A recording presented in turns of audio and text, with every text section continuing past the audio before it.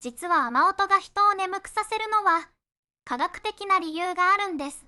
雨音は約70デシベルで、ピンクノイズという周波数を発しており、これが脳波をアルファ波からシータ波へ誘導します。つまり、雨音は自然の睡眠誘導装置なんですね。この話の詳しい内容は、本編動画で紹介しています。このチャンネルでは毎晩、眠れない夜のための雑学をお届けしています。チャンネル登録でお見逃しなく。